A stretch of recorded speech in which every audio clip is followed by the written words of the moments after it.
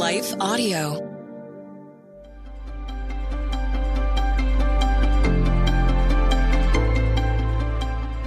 Welcome to the Crosswalk Devotional. We are glad to have you listening with us. Today's topic is fishing for people. We will return to our devotion after a brief message from one of our sponsors.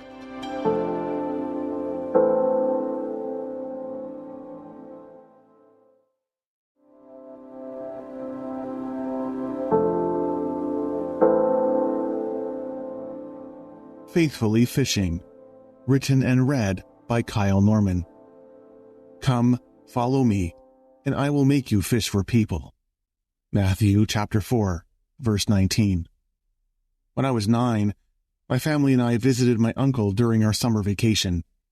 My uncle lived in a small town in northern British Columbia, the kind that boasted opportunities for hunting and fishing. During our stay, my uncle took us fishing along the Skeena River. I brimmed with excitement over my first ever fishing trip. We arrived at my uncle's favorite spot along the bank of the river. No one else was around. The river was open just for us. We unloaded our gear while my uncle began setting things up. The first thing he did was tie a bell at the top of our fishing rods. He then cast the lines deep into the river and stuck the rods into the stand. With the fishing rods securely in place and the lines dancing in the river, he sat back in a fold-out chair, cracked a beer, and began flipping through a magazine. For my uncle, this was fishing. Fishing was a passive activity wherein he enjoyed the comfort and quiet of the shorefront.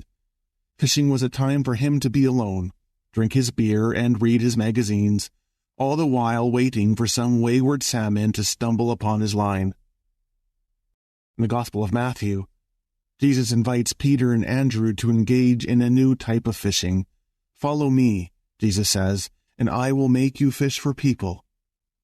Peter and Andrew were fishermen by trade, so they recognized what Jesus was saying. The image was clear for them. Just as they cast their nets into the water, gathering the fish into their boat, Jesus now asked them to gather people into the community of discipleship. For the fishermen of the day, fishing wasn't a passive activity. There was no lounging under the sun with beer in hand. Fishing was arduous and demanding. It took effort and diligence. It also involved a team of people. Peter fished with Andrew. James and John fished with their father. I sometimes wonder if we make Christ's call to fish for people more passive than we realize. Do we ever approach the call to fish for people in the way of my uncle? We sit back in the comfort of our churches, awaiting any unsuspecting visitor who might stumble across our line. Perhaps this is the reason why the number of active Christians in North America continually declines.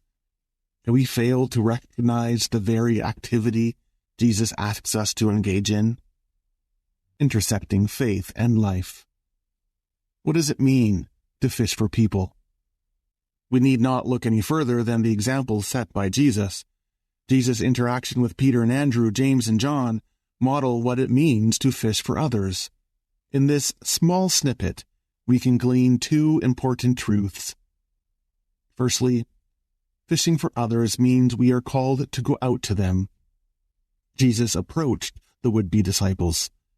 Jesus never rested with the temple elite. He never sequestered himself. He never sat idle by waiting for people to come to him. Instead, Jesus went out amongst the people. He approached Peter and Andrew, Matthew and Zacchaeus. He walked toward blind Bartimaeus, and he stood at Jacob's well with the unknown woman. Jesus risked being in the very presence of those who he called to faith. And even if the person rejected this call to new life, such as the rich young ruler, the grateful presence of Jesus was there nonetheless. This radical approachability of Jesus is foundational to who he is. It undergirds the entire incarnation. Jesus continually journeys towards others, and we are asked to do the same. If we wish to fish for people after the model of Jesus, we need to leave our zones of comfort. We need to push into the unknown. We cannot fish for people if we are never in the presence of people. Like pushing out into deep water to be in the place where the fish run, we must risk being in the presence of those to whom we call into faith. It does little good for us to sequester ourselves in holy silos and wait for people to stumble through the front doors of our church. This isn't fishing. Instead, Jesus calls us to actively pursue relationship with others. The second thing that Jesus models for us is the power of invitation. Jesus doesn't force anyone into relationship. Jesus never coerces people into discipleship. Instead, he simply holds out an invitation to experience new life. Jesus simply calls out, "Follow me." And whenever people ask questions, he invites them to, quote, "Come and see." Fishing for people isn't about forcing people into the church by any means necessary. People must choose the way of Christ, freely responding to the grace and love of God they see expressed in us. It is as people see the effect of Jesus in us and hear our gentle invitations to experience the same that we are able to grow the community of faith. This isn't as complicated as we sometimes think it is. We aren't tasked with solving people's problems or answering all their questions. We aren't the Savior.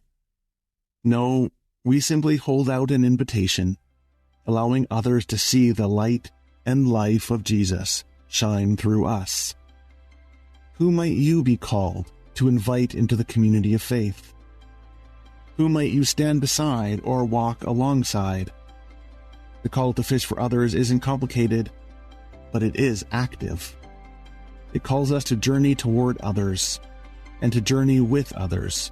And it calls us to be vocal about Christ's presence in our lives. So may we all, in the power of Jesus, go to those to whom he calls us and invite them to experience the rich blessings of the Savior. The Crosswalk Devotional is a production of Life Audio and Salem Media. If you liked what you heard today, please take a second to rate and review this podcast in your favorite podcast app so that more listeners like you can find the show. For more faith-filled, inspirational podcasts, visit us at lifeaudio.com.